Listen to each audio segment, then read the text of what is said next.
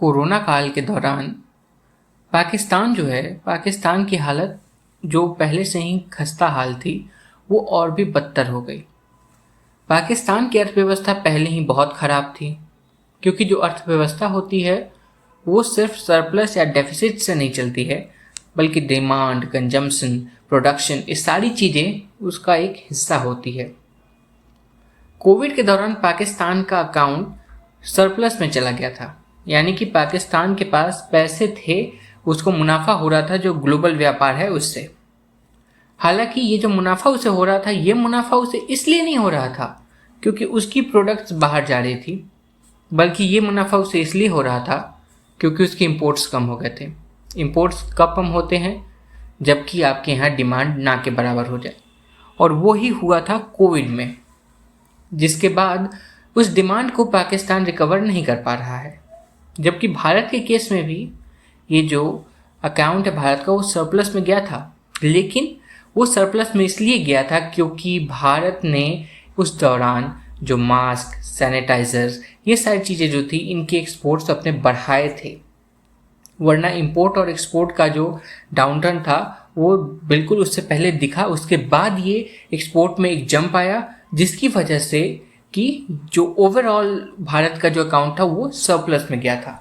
हालांकि उसके बाद फिर से भारत में क्योंकि डिमांड बहुत तेज़ी से रिकवर हुई है, इकॉनमी ने बाउंस बैक किया है, इसलिए जो इम्पोर्ट है वो फिर से बढ़ गए, क्योंकि भारत की डिमांड बहुत ज़्यादा है, हमारी खुद की प्रोडक्शन कैपेसिटी से ज़्यादा है। और ये एक अच्छा संकेत होता है किसी भी अर्थव्यवस्था के लिए। अगर आपकी डिमांड ज़्यादा है, इसका मतलब ये है कि आपके यहाँ प्रोडक्शन बढ़ाने की क्षमता ज़्यादा है, आपके पास कहीं बड़ा मार्केट मौजूद है, जिस मार्केट को आप यूटिलाइज कर सकते हैं अपने खुद के प्रोडक्ट्स बनाने के लिए। लेकिन पाकिस्तान के साथ यही चीज़ नहीं हुई है, जिसका खामियाजा पाकिस्तान को भुगतना पड़ रहा है। आईएमएफ ने पाकिस्तान को लोन देने के लिए तो अग्री कर दिया, लेकिन बहुत ही कड़ी शर्तों के साथ। आईएमएफ ने जो शर्तें रखी हैं वो एफएटीएफ से भी लिंक्ड है। साथ ही साथ अमेरिका की जो नई एडमिनिस्ट्रेशन है उसकी भी कुछ डिमांड्स हैं, उन डिमांड्स के बाद ही शायद उस पर अमल होगा। लेकिन इन सबके बीच में जो चीन है, चीन भी पाकिस्तान में अपने लिए जो पाकिस्तान के अंदर एक चीन की हैसियत हुआ करती थी, शायद वो पब्लिक के बीच में वो हैसियत वो गंवा चुका है। क्योंकि पाकिस्तान के पहले तो चीन का विरोध होता था तो वो बलूचिस्तान में सुनाई देगा, कराची में सुनाई देगा, सिंध के अलग अलग हिस्सों में सुनाई देगा, खैबर पख्तूनिस्तान में सुनाई देगा। पर अब वो चीन का विरोध पाकिस्तान के पंजाब में हो रहा है, जो कि पाकिस्तानी फ़ौज का गढ़ माना जाता है।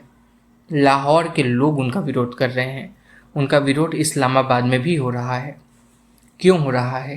क्योंकि चीन की जो कंपनियां हैं उन सब ने जो एग्रीमेंट किए हैं पाकिस्तान की सरकार के साथ, उसके मुताबिक चीनी कंपनियों को जो भी इंडस्ट्रियल जोन्स बनाएगा चाइना, जहाँ पर कि बेसिकली कोई भी प्रोडक्शन या फिर कुछ भी होगा या जिसके थ्रू चीन का माल जाएगा पाकिस्तान के थ्रू होके, उन सब में पाकिस्तान ने चीनी कंपनियों के लिए टैक्स रिलीफ अनाउंस किए हैं 20 साल के लिए, किसी किसी में 30-35 साल भी है। और ये जो टैक्स रिलीफ है ये इतने बड़े टैक्स रिलीफ्स हैं कि खुद जो पाकिस्तान की अपनी कंपनियां हैं वो भी उस टैक्स रिलीफ के खिलाफ हैं, क्योंकि इसकी वजह से सीधे तौर पर जो चीनी कंपनियां हैं उनको 20 से 30% का एक एडवांटेज मिलेगा। क्योंकि पाकिस्तान जो है उसने चीनी कंपनियों को तो रिलीफ दे दी है, लेकिन खुद पाकिस्तान की कंपनियों को ऐसी कोई रिलीफ नहीं है, उनको पूरा टैक्स भरना पड़ेगा। इसका अर्थ बहुत ही साफ है कि फ़ायदा चीन को होगा, लेकिन पाकिस्तान के बिजनेसमैन को, पाकिस्तान के लोगों को इसका कोई फ़ायदा नहीं मिलेगा। साथ ही साथ चीन जो है वो अपनी जितनी भी कंपनियां लगा रहा है उन सभी कंपनियों में काम करने के लिए चीन से लोगों को भी ला रहा है। चीन से वो सारे लोग, जितने भी लोग जो कि चीन से आ रहे हैं वो सारे चीन के क्रिमिनल्स हैं, चीन की जेलों में वो लोग बंद थे, उनको चीन ला रहा है पाकिस्तान में उनको बसा भी रहा है। और पाकिस्तान में जो भी कंपनियां लगा रहे हैं या जो भी इंफ्रास्ट्रक्चर वो लगा रहा है उन सब के लिए वो पाकिस्तान को कर्ज दे रहा है एक बहुत ही मोटी इंटरेस्ट अमाउंट पे।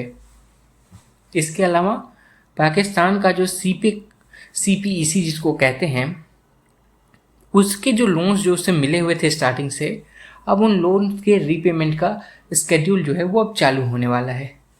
और स्केड्यूल चालू होने का मतलब है कि अब हर साल आपको उन लोन्स की रीपेमेंट करनी है चाइना को, जिसके लिए अगेन पाकिस्तान के पास पैसे तो है नहीं।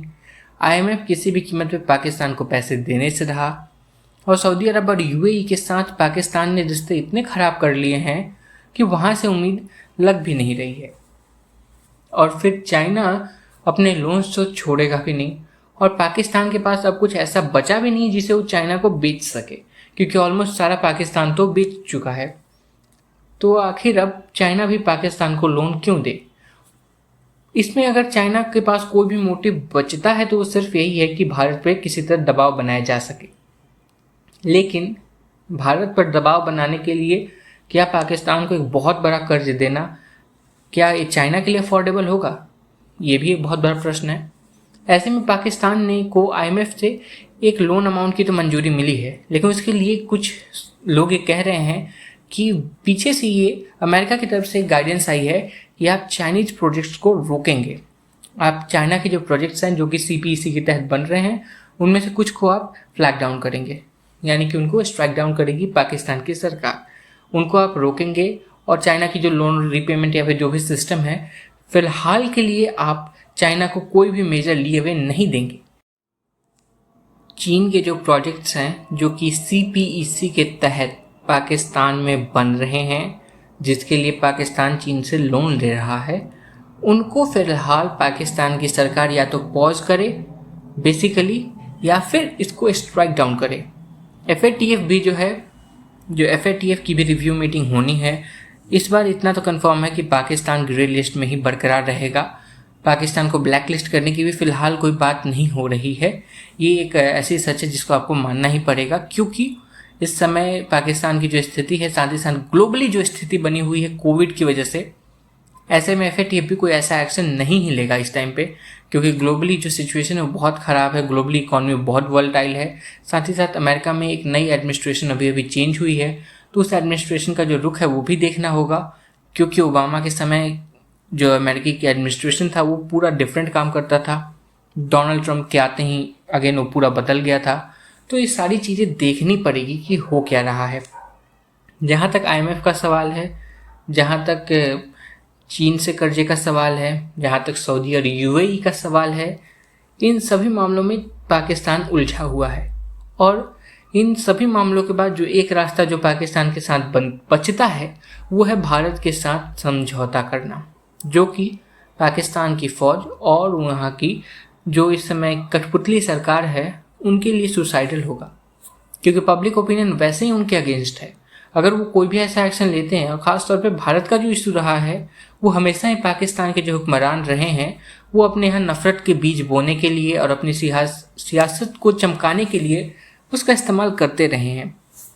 तो अगर वो उस ऑप्शन की तरफ जाते हैं, उसको सॉफ्ट डाउन करने की कोशिश करते हैं, तो ये उनके लिए घातक ही नहीं आत्महत्या के बराबर साबित होगा। ये बात वो भी बहुत अच्छे से जानते हैं। इसीलिए हमने कहा था कि पाकिस्तान के आगे कुआं पीछे खाई, साइड में उससे भी बड़ी खाई, और एक साइड में कुछ ऐसा है जिसे पाकिस्तान किसी कीमत पर नहीं जाएगा। ये चांसेस जो हैं भारत और पाकिस्तान के बीच, लोग पीस की बातें करते हैं, लेकिन पीस तभी हो सकता है अगर दूसरा पक्ष भी सिंसियर हो। अगर वो सिंसियर ही नहीं है तो फिर पीस का तो प्रश्न ही नहीं होता। जय हिंद दोस्तों।